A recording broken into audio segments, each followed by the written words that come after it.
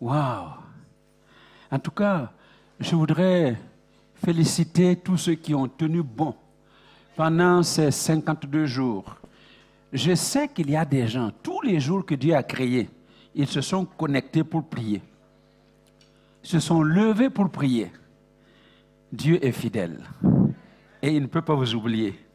Et il ne vous a pas oublié. Nous allons le voir tout à l'heure. Alléluia. Alors ce matin, je ne vais pas répéter tout ce qui a été dit ce matin. C'est pourquoi je vous encourage à aller sur nos réseaux sociaux, YouTube, Facebook, et puis réécouter ce que j'ai dit ce matin, parce que je vais continuer et terminer. J'ai une trentaine de minutes pour vous dire le reste de ce que j'ai commencé ce matin. Alléluia. Alors, vous voyez, donc depuis le 8 mars, nous sommes en train de prier. Avec le livre de Néhémie. Néhémie qui a appris que dans son pays natal, les choses sont en ruine. Les murs sont en ruine. Les portes sont consumées par le feu. Et lui, il était échanson du roi, sommelier du roi. Celui qui goûtait la nourriture avant que le roi ne puisse manger. Donc c'est quelqu'un qui voyait le roi tous les jours, plusieurs fois par jour. Il était donc dans le beurre. On dirait donc quelqu'un qui était bien mis. Il n'avait rien, il ne manquait de rien. Il avait tout. Alors, comme j'ai dit ce matin, voyez-vous, quand vous êtes dans une situation comme ça, vous avez deux choses.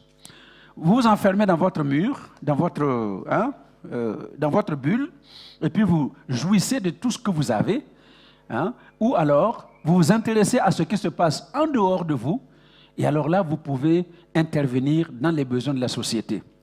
Et c'est le deuxième cas que Néhémie a choisi. Alléluia. Il n'a pas voulu s'enfermer dans sa bulle. Je suis bien. Je suis dans le palais royal. Le roi, c'est comme mon ami. Je peux lui parler chaque jour. Je peux lui demander tout ce que je veux. Et le roi ne me refuse rien. Alléluia. Il a choisi de regarder dehors. Alors dis à ton voisin, regarde dehors. Regarde dehors. Alléluia. Sors de ta bulle. Sors de ta bulle. Beaucoup de chrétiens sont enfermés dans leur bulle. La bulle religieuse. Nous sommes les fils et les filles du roi des rois. Alors on vient à l'église dimanche, on vient à l'église vendredi, on vient à l'église. On est enfermés dans notre bulle et nous avons notre langage. Ce que nous appelons le patois de Canaan. Et nous croyons que tout le monde connaît ça. Que Dieu te bénisse. Tu rencontres quelqu'un et te dit bonjour, tu lui dis que Dieu te bénisse. Comment tu vas? Par la grâce de Dieu. Ça, c'est notre langage. Alors, sors un peu de ta bulle. Sors de ta bulle. Je l'ai dit, je le répète, la mission que Dieu nous confie, ce n'est pas de nous retrouver dans les quatre murs de cette église, nous réjouir et puis danser biguelégué, et puis nous pousser des cris de joie, sauter, et puis on sort là, alléluia, nous avons eu un bon culte. Non, le travail est dehors. Ce que Dieu attend de nous est dehors. Ici, on vient seulement prendre l'énergie, nous fortifier pour aller affronter les géants, les Goliaths, les montagnes dans la société. Et comme Marlène l'a dit tout à l'heure, nous sommes assurés de la victoire. Parce que nous sommes plus que vainqueurs par le Christ qui nous a aimés. Alléluia. Alors, donc ce matin, je vous invite à prendre le message de ce matin. Parce que ce midi, je vais terminer avec les 4 choses que Dieu attend de nous au sortir de ce temps de prière. Chaque fois que nous venons dans la présence de Dieu et que nous nous présentons devant lui dans la prière, à la fin de la prière, Dieu attend de nous des choses. On ne vient pas dans la présence de Dieu prier pour juste prier. Si tu as passé les 52 jours à prier pour juste prier, et puis pouvoir dire, ajouter à, vous voyez, à tes trophées spirituels, cette année, on a fait 21 jours de jeûne et de prière, jeûne de Daniel. Oh, salut, tu accroches ton... n'est-ce pas? Et puis, après ça, on a fait 40 jours sur la montagne. Oh oui, une autre médaille, j'accroche. Et puis, 52 jours. RR 52, j'ai été là tous les jours, autre médaille. Non, si c'est ça notre vision, nous nous sommes royalement trompés. Parce que nous venons dans la présence de Dieu. Nous nous présentons devant le trône de Dieu dans la prière pour recevoir des instructions et aller marcher et vivre sur la terre selon le programme de Dieu. C'est en ce moment alors que la volonté de Dieu va se faire et dans notre vie et dans le monde comme elle est faite dans le ciel.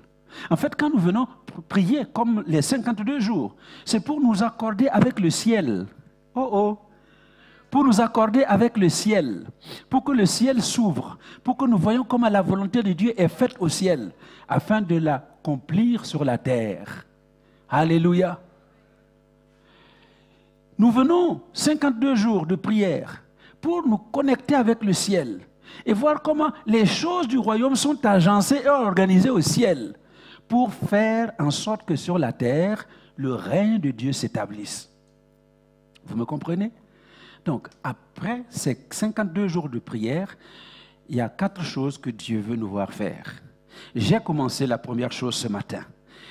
Alors, Acte 6, verset 6, parle de la désignation des premiers diacres dans l'Église, c'est-à-dire les premières personnes qui vont soutenir les mains des apôtres pour que les apôtres ne passent pas le temps à distribuer la nourriture dans l'Église, que les apôtres ne passent pas leur temps à s'occuper des petites tâches matérielles, mais que les apôtres aient le temps de s'occuper de la prière et de la prédication de la parole.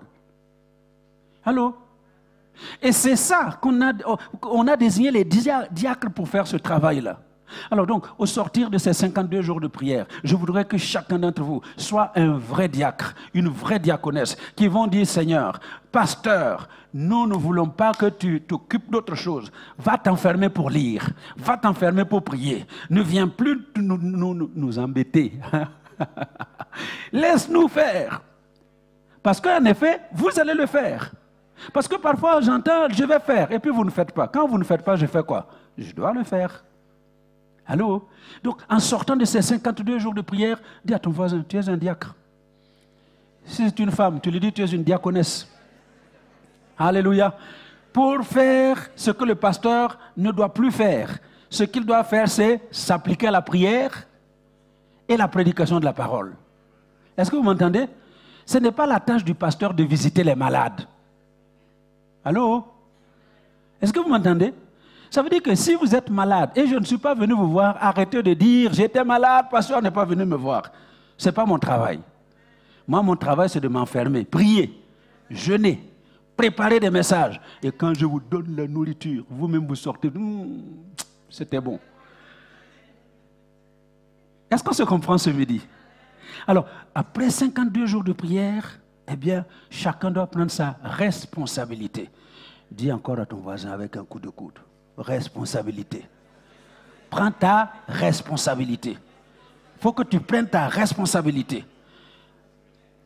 Alléluia. Comme ça arrive souvent, hein, quelque chose doit se faire et tout le monde s'attend à ce que quelqu'un le fasse. Et puis finalement, personne ne le fait. Alors, que chacun, j'aimerais voir plusieurs personnes se précipiter sur une chose. Se précipiter sur une chose qui doit être faite. Ah, en tout cas, moi, je ne sais pas comment vous, là, vous êtes convertis. Hein? Quand converti, jeune converti, 1978, il y a quelque chose à faire dans l'église. C'est le premier qui va arriver. Hein? Alléluia. Tout le monde se bat pour faire ça. On ne se bat pas, vous comprenez. Mais chacun veut le faire, tout de suite. Alors, c'est ça ce que Dieu attend de vous. Après 52 jours de prière. Si après 52 jours de prière, nous sommes toujours au même endroit, je ne sais pas où nous allons. Si après 52 jours de prière, tu es toujours la même personne, grincheuse, plaigneuse ou plaignante, je ne sais pas comment on dit ça, hein? La même personne, la mine toujours tirée jusqu'au talon. Vous regardez le lait, il tourne. Si après 52 jours de prière, il n'y a pas un rayon de sourire sur tes lèvres, il y a un problème. Alléluia. Regarde le visage de ton voisin. Voilà. Il est comment? Hein? Il est comment? Il est fâché. Ah, il y a le masque, hein? Non, mais on voit dans les yeux. Écoutez, le sourire se voit dans les yeux. Alléluia. Ma dernière petite fille, même quand je mets le masque, elle rigole parce qu'elle regarde les yeux. Elle te regarde comme ça. Et en fonction de comment sont tes yeux, elle répond. Alléluia. Donc le masque là, ce n'est pas un prétexte. Vous pouvez sourire avec les yeux. Amen. Donc je vois certains là, vous êtes très sérieux. Regardez-vous. Regardez-moi ces visages-là. C'est quoi ce truc? Mettez un sourire sur votre lèvre. Alléluia. Alors, donc, vous voyez dans Acte 6, verset 6, la Bible dit que on a présenté des hommes. Ils les présentèrent aux apôtres, qui, après avoir prié, donc ils ont prié. Combien de temps ils ont prié? Je ne sais pas. Est-ce qu'ils ont fait jeûne de Daniel? Je ne sais pas. Est-ce qu'ils ont fait 52 jours? Je ne sais pas combien de temps ils ont prié. Mais ils ont prié. Après la prière, ils ont fait quelque chose. Ils leur ont imposé les mains. Alléluia. Ils leur ont imposé les mains. Et ce matin, j'ai imposé les mains à certaines personnes. L'imposition des mains, c'est l'action de mettre à part. On vous impose les mains. Ce matin, nous avons fait l'onction d'huile en signe d'imposition des mains parce qu'avec les situations actuelles, on ne peut pas vous toucher. Donc, on ne vous touche pas, mais avec l'huile, tac, tac, c'est comme si nous vous imposions les mains pour que vous alliez produire le fruit que le Seigneur a prévu pour vous. Amen. Bon, tout ça, vous trouverez dans le culte du matin. Alléluia. Donc, première chose, c'est la mise à part. Après 52 jours de prière, on se met à part. On se consacre de nouveau à Dieu. Est-ce que le peuple de Dieu rassemblé ce midi, et vous, chers internautes, nous sommes tous engagés à nous consacrer davantage à notre Dieu, à nous mettre à part pour notre Dieu. Parce que nous sommes sur la terre, mais nous ne sommes pas de la terre. Arrêtons de vivre comme si nous étions de la terre. Notre cité à nous est dans les cieux. Notre citoyenneté est dans les cieux. Sur la terre, nous ne sommes que des voyageurs. Nous sommes passagers. Et malheureusement, beaucoup de gens vivent sur la terre comme s'ils étaient éternels sur la terre. Je l'ai dit ce matin, le plus important dans votre vie, ce n'est pas le nombre de maisons que vous allez avoir, ce n'est pas le nombre de voitures que vous allez présenter, ce ne sont pas les millions que vous allez accumuler dans votre compte qui est important. Le plus important pour vous, c'est que vos noms soient inscrits dans le livre de vie. Et que le jour où Jésus reviendra, nous soyons tous prêts à être enlevés à sa rencontre dans les airs. C'est ça qui est le plus important. Amen. Mettons-nous à part pour un départ nouveau. Deuxième chose, parce qu'il y en a 4, il faut que je vous les donne dans les 20 minutes qui restent. Amen. Acte 13, verset 3. Donc, après avoir prié, jeûné et prié, ils leur imposèrent les mains et les laissèrent partir. Ça, c'est le jour où Barnabas et Saul ont été appelés pour être envoyés dans le champ que le Seigneur ouvrait devant eux. Donc, ils ont jeûné, ils ont prié. Et après avoir jeûné et prié, comme nous, on a passé 52 jours dans la prière, plusieurs ont associé à la prière le jeûne.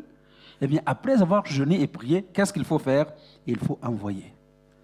Il faut envoyer. Et ce midi, je veux envoyer des hommes et des femmes. Je veux des hommes et des femmes pour les envoyer dans le champ du Seigneur. Ce matin, nous avons envoyé des portiers parce que Néhémie a instauré les portiers, ceux qui devaient veiller sur l'Église, qui devaient veiller sur l'Église, qui devaient protéger l'Église. Et ce sont les intercesseurs, les sentinelles qui doivent se tenir à la brèche pour prier, pour intercéder, afin que toutes les flèches de l'ennemi soient arrêtées à la porte de l'Église, que tous les traits enflammants du malin soient éteints devant le Seigneur. Alléluia. Que vraiment il y ait des hommes et des femmes impliqués concentrés dans la prière, dans l'intercession, et nous avons consacré des hommes et des femmes. Est-ce qu'il y a aujourd'hui quelqu'un qui se rend compte que depuis les 52 jours de prière, eh bien, il fait le choix de devenir un intercesseur, de devenir un homme, une femme qui se tienne à la brèche, qui prie pour protéger l'Église. Dieu donne et il cherche des hommes qui vont se tenir sur la brèche pour protéger l'Église, pour veiller sur l'Église.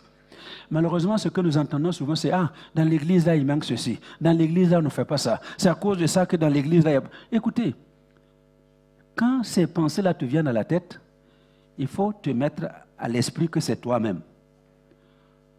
Tu es la vraie cause des problèmes de l'église. Oh, vous m'avez compris?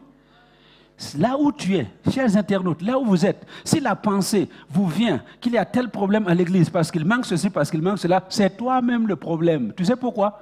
Parce que tu n'intercèdes pas. Tu n'es pas à la brèche.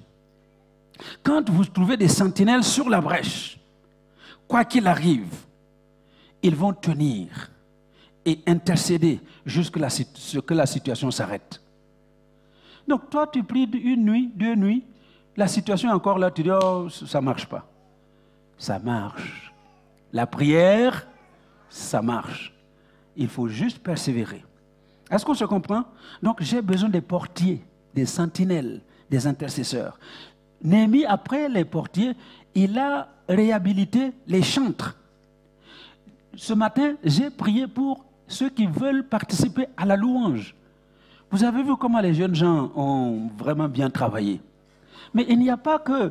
Dieu veut des hommes et des femmes qui vont agrandir le cercle de la louange. Pourquoi? Parce que dans le ciel, il y a une grande louange extraordinaire.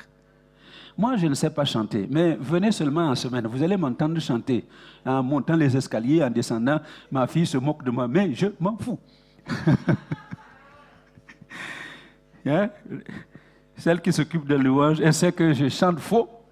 Mais vous savez quoi? Moi, je ne chante pas pour un homme, ni pour une femme, je chante pour Dieu. Donc, je monte là, je chante. Je suis là, je chante. Pourquoi? Parce que la louange, ça n'a rien à voir avec votre voix, ça n'a rien à voir avec les instruments de musique. La louange a à voir avec le cœur. Est-ce qu'il y a une personne, 2, 3, qui se décide aujourd'hui de joindre l'équipe d'intercession qui doit se tenir sur la brèche? Si, rapidement, s'il y a une personne, vous levez la main, parce que après je vais prier pour tout le monde. Voilà. C'est qui? Marina? Ok. Et derrière? C'est Maman Béa? Ok. Qui d'autre? Maman Solange? 3 personnes. Et c'est qui? Ah, Mamie. Mamie Bush. Alléluia. Est-ce que vous avez remarqué une chose? Il n'y a que des femmes. Les hommes, là, vous allez avoir des soucis avec Dieu.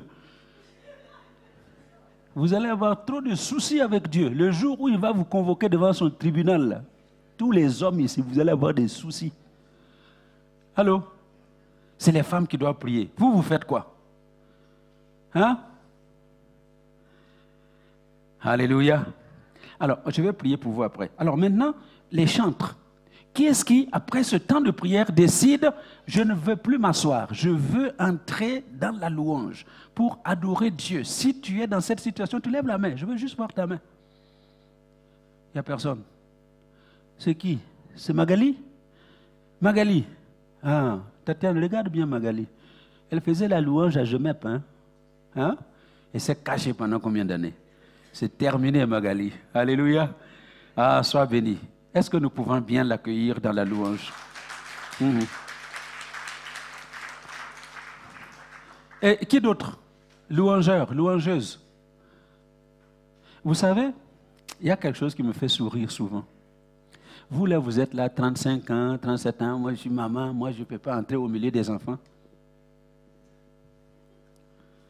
Je suis maman. Hein? La maman Lily, là, tu n'as même pas 40 ans. Hein? Tu as 40 ans maintenant. Plus. Papa Diaf, tu dois ajouter la dot. Hein? Mais c'est pour vous dire qu'il n'y a pas d'âge pour entrer dans la louange. Alléluia. Ah, j'aimerais que vous m'accompagniez un jour à Ouagadougou. Vous allez voir mes promotionnaires de conversion. Mes promotionnaires. Ils ont les cheveux blancs, comme moi. Et puis je les vois encore en train d'adorer Dieu dans la chorale, dans la louange. Et tout le monde est devenu vieux. Donc je les regarde, je dis, moi aussi, donc je suis... Je ne vous dis pas, on ne dit pas ça. Alléluia. Donc, les chantres, merci Magali. Et puis ce matin, nous avons prié pour les Lévites. Les Lévites, c'est ceux qui s'occupaient du travail dans l'église, dans le temple. Tout ce qui était boulot dans le temple, c'était la tâche des Lévites. Et nous avons un texte qui parle de cela. Hein. Dieu les a établis pour servir son corps, pour bénir son peuple, hein, et pour se tenir hein, dans la prière pour son peuple. Alléluia. Alors, est-ce qu'il y a des gens qui veulent s'impliquer davantage dans le ministère? Les différents ministères. Il y a beaucoup de choses à faire dans l'Église. Quelqu'un? Ah, ben voilà, maman Maggie, maman Marina, et puis dans le KGB là-bas, c'est Martine. Martine, Solange, merci. Merci mon garçon qui lève la main de sa maman. Et qui est là? C'est qui? Grace. Grace. Alléluia. Bon, vous, ce n'est même pas la peine de lever la main, c'est sûr. Alléluia. On va commencer quelque chose de très sérieux avec Hani et Grace dans très peu de temps. Je vais au Burkina ce soir, je viens le 14, et puis dès que je rentre, hein, juste après Pentecôte, on va faire quelque chose. Amen. Alléluia. Alors, donc, je vous ai dit qu'il y avait 4 choses. On va les envoyer. Hein? Ils ont jeûné, ils ont prié et ils les ont envoyés. Alors, maintenant, je veux envoyer des personnes. Vous voyez, vous savez que nous avons des groupes de maison dans l'église? Les groupes de maison.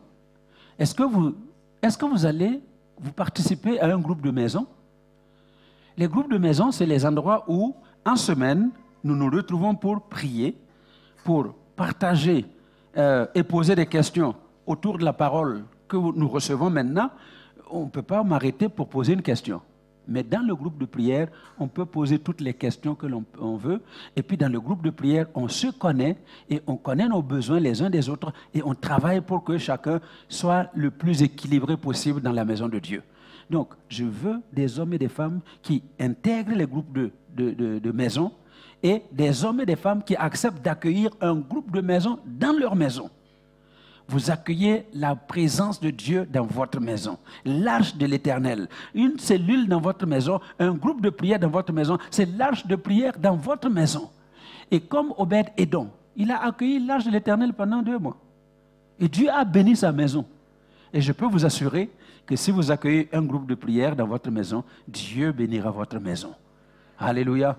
Est-ce qu'il y a quelqu'un qui veut prêter sa maison pour accueillir un groupe dans sa maison? Merci Nana. Applaudissez Nana. Alléluia. Nana. Sois béni. Donc, vous voyez ce pupitre-là? C'est avec le premier salaire de Nana que le pupitre a été fait, je crois en 2008. 2008, hein? Il y a longtemps, hein? Nana, j'ai besoin d'un plus grand...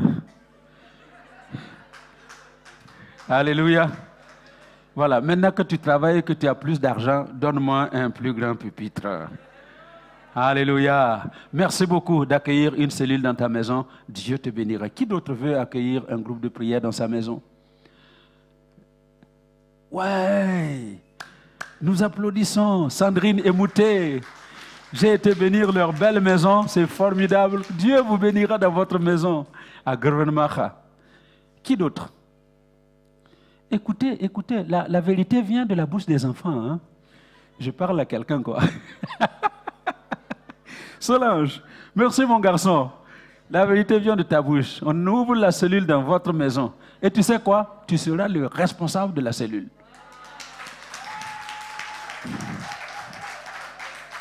Et je vais te montrer comment faire. Hein? Alléluia. Merci, tu es brave, courageux. Et Dieu bénira cette bravoure et ce courage. Alléluia. Une troisième personne. Donc, 1, 2, 3. Waouh. Ephraim. Ephraim et Jenny, à Baranzi, à Musson, ils ont un château. Là-bas même, on peut faire une église. Hein?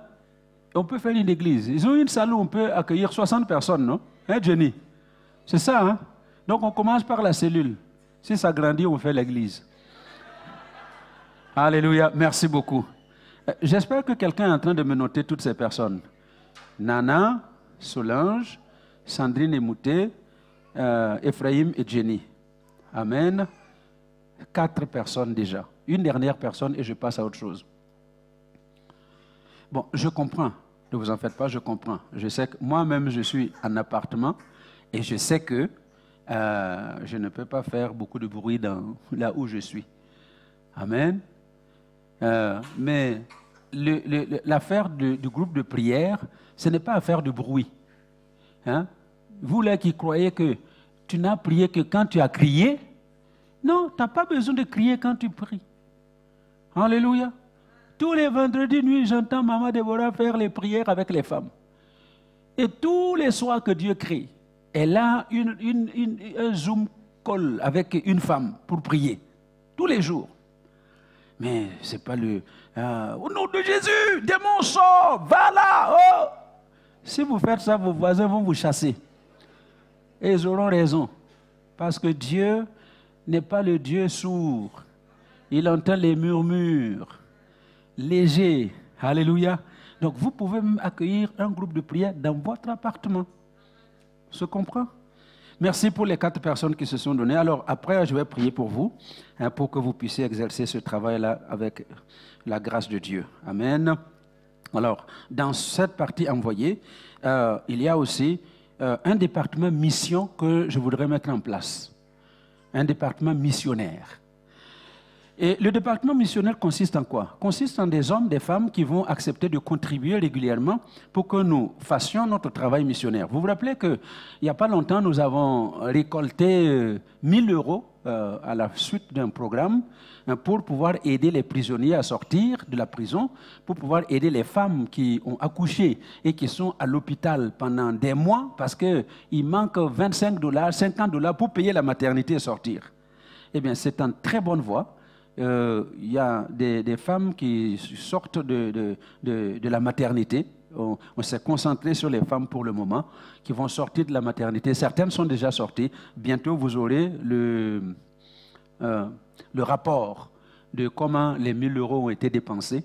Alors, c'est pourquoi je voudrais qu'il y ait un département missionnaire, avec non seulement des contributeurs, mais des gens que nous allons pouvoir envoyer en mission. Alléluia. Envoyer en mission. Écoutez, c'est une parole pour le champ missionnaire.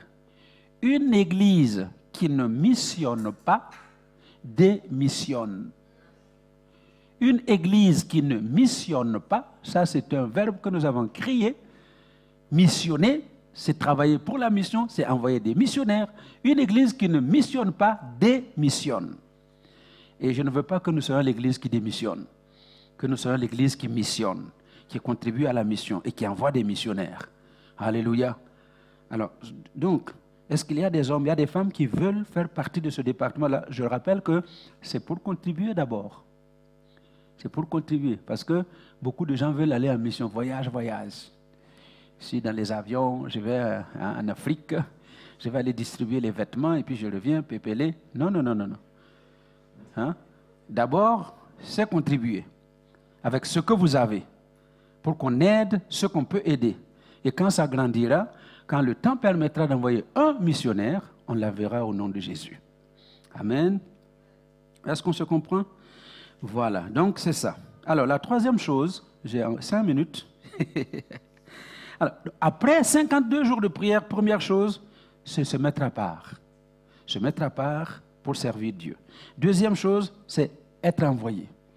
Envoyé avec le mandat divin. Et la troisième chose, c'est servir. Se lever, ça veut dire agir. Donc Dieu nous appelle à nous lever pour agir. Luc 22, verset 45, après avoir prié, vous avez entendu? Après avoir prié, hein, Jésus a prié. Il se leva et vint vers les disciples qu'il trouva endormis de tristesse. Alléluia. Dieu attend que son peuple se lève. Après avoir prié, Jésus se lève. Donc nous avons fait 52 jours, il faut que tu te lèves. Lève-toi. Nous sommes restés trop longtemps assis. Et il est temps que le peuple de Dieu se lève. Vous vous rappelez l'expérience de Josué dans son chapitre 1, verset 9. Josué 1, 9. Moïse est mort. Et Josué est là en train de faire deuil sur Moïse. Il est en train de pleurer son grand leader, son chef. Il pleure. Qu'est-ce que Dieu dit? Josué, lève-toi. Lève-toi. Arrête tes pleurs. Beaucoup de gens ont passé du temps à pleurer sur les échecs de la vie, à pleurer sur les problèmes de la vie. Chaque nuit, quand tu verses les larmes là, c'est parce que tu as des problèmes. Tu pleures. Dieu te dit aujourd'hui, lève-toi. Tu es resté longtemps à pleurer. Lève-toi. C'est le moment de se lever. Alléluia. Et plus tard, vous verrez dans 1 Samuel, chapitre 16, Saül est mort. Samuel, le grand prophète, le sacrificateur, le leader. Samuel est en train de pleurer Saül. Il pleure Saül. Qu'est-ce que Dieu lui dit? Samuel, arrête de pleurer. Lève-toi. Mets de l'huile dans ta corne. Et va pour oindre celui que je veux pour futur roi d'Israël. Lève-toi. Et j'entends Dieu dire à un homme, à une femme cet après-midi, lève-toi. Il est temps que tu te lèves. Il est temps que tu agisses. Nous sommes restés longtemps dans les paroles. Il est temps d'arrêter les blablabla bla, bla, bla, et de commencer à travailler. Il faut agir. S'il y a un endroit où l'on parle beaucoup, c'est l'église. Beaucoup de projets, tout le monde parle. Ah, on peut faire ça, ah, on doit faire ça, on doit faire ci. Mais très peu de gens se lèvent pour agir. Donne un coup de frein à la personne à côté de toi. Ça, vraiment, bien. Tu te dis maintenant, lève-toi. Lève-toi. Tu dois te lever. On ne peut pas rester assis longtemps. Il faut que tu te lèves. Alléluia. Oui, il faut se lever. Assez de procrastination. Ah, demain je vais faire. Après-demain je vais faire. Et les jours, les mois, les années passent et ce n'est pas fait. C'est le temps d'arrêter ce processus aujourd'hui et de se lever pour agir au nom de Jésus. Alléluia. La dernière chose, c'est servir. Luc 4, 39, s'étant penché sur elle, il menaça la fièvre et la fièvre la quitta. La belle-mère de Pierre qui était couchée avec la fièvre. Jésus a prié, il a ordonné la fièvre est partie. À l'instant, elle se leva. Et qu'est-ce qu'elle a fait? Elle l'a servi. Alléluia. 52 jours de prière. Dieu nous a visités. Plusieurs ont été guéris. Après la guérison, qu'est-ce qu'il faut faire? Il faut servir. Il faut servir. Et cet après-midi, j'aimerais menacer cette chose, cette fièvre, entre griffes, cette fièvre qui t'empêche de servir Dieu. La fièvre empêchait la belle-mère de Pierre de servir Dieu. La fièvre l'empêchait de servir Dieu. Alors ce midi, je vais menacer tout ce qui t'empêche de servir Dieu. Si c'est une maladie, je la menace au nom de Jésus. Si c'est une raison quelconque, je menace cette raison au nom de Jésus. Vous savez pourquoi? Parce que servir Dieu, c'est la marque des grands dans le royaume de Dieu. Alléluia. Tu veux être grand dans le royaume de Dieu, il faut servir. Marc 9, 35. Jésus explique que celui qui veut être grand dans le royaume de Dieu, il doit être le serviteur de tous. C'est pourquoi nous sommes appelés à servir. Parce que la marque de grandeur, c'est le service. La marque de grandeur dans le royaume de Dieu, ce n'est pas celui qui vient avec une grosse Bible, avec un beau costume, avec un grand titre, bishop, pasteur interplanétaire. Et il y a des gens qui revendiquent ça. Non, moi je suis bishop. Il faut m'appeler bishop. Et puis tu appelles bishop, ce n'est pas assez. Il faut ajouter docteur. Ce n'est pas tout ça la marque de grandeur. La vraie marque de grandeur dans le règne de Dieu, c'est le service. C'est le service. Servir les uns des autres. Alléluia.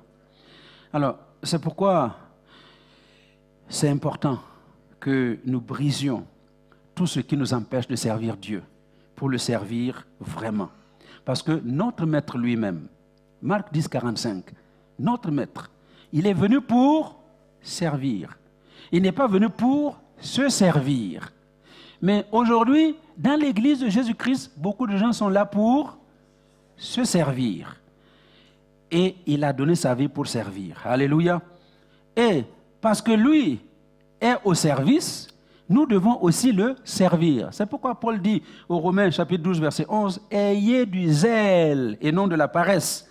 Soyez fervents d'esprit, servez Christ le Seigneur. » Parce que lui-même a servi, nous sommes appelés à le servir. Et servir Dieu, ça nous empile des récompenses dans les cieux. Matthieu 25, verset 11. Oui, aussi bien le monsieur qui a reçu les 5 talents, qui les a multipliés par 2. Le Seigneur lui a dit, bon et fidèle serviteur, tu as été fidèle en peu de choses. Je te confierai beaucoup. Entre dans la joie de ton maître. Il y a celui qui a reçu les 2 talents et qui les a multipliés. Il en a reçu 4. Il a donné exactement la même réponse. Alléluia. Bon et fidèle serviteur, tu as été fidèle en peu de choses. Je te confierai beaucoup. Viens entrer dans la joie de ton maître. Servir Dieu, ça nous empile de récompenses dans le ciel. Alléluia. Vous savez pourquoi? 1 Corinthiens 15, 58, que notre Dieu ne peut pas ignorer le travail que nous faisons. 1 Corinthiens 15, 58. Ainsi, mes frères bien-aimés, mes sœurs bien-aimées, soyez fermes. Dis à ton voisin,